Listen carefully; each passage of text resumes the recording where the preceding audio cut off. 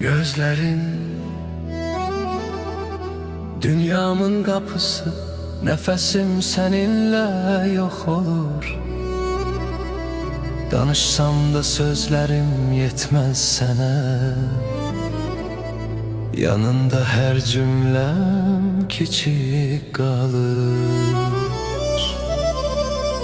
Sevirem seni, yazılmamış bir harita, yalnız ikimize ait sükutla dolu. Bakışın talihimde ışıktır, her sözün ruhumu ışıklandırır. Darıxmaq, senin adın nefesimde kalır.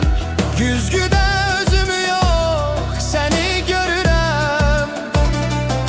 Dürüstlüğün benim yarımdır, dalaşkanlığın ise yüreğimde şirin kıskançlık. Yarım olsan da olmasan da beni anla, hisset, duy. Eşkim sənə tərəf baxır, adını çəkdikcə ruhum nefes alır. Sözlerin külək deyil, nefesime toxunan ışıqdır. Bakışların semanın gizlətdiyi dua kimi, her mövzuya sığmayan bir hikayeyik biz. Seni sevme yazı değil, talih değil. Ruhum ruhumu tanıdığı andan yaranmış gerçek.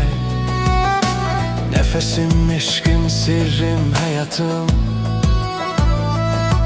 Bütün yollarım sende başlayır, sende tamamlanır.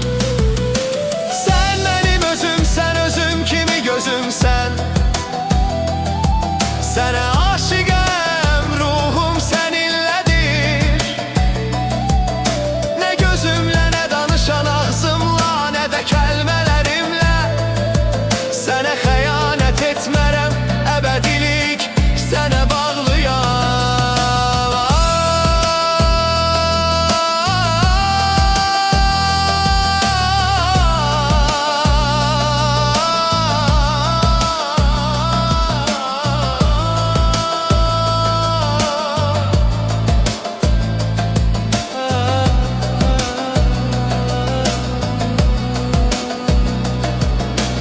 Unutma son söz, son bakış, son sir həmişə sənindir qadın. Hər nəfəsim, hər düşüncəm, hər xatirim sənə aiddir.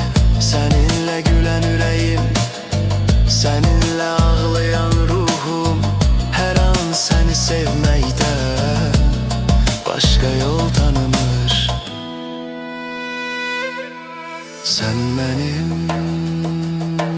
başlanğıcımsan, benim sükutum, benim her nefesim sen.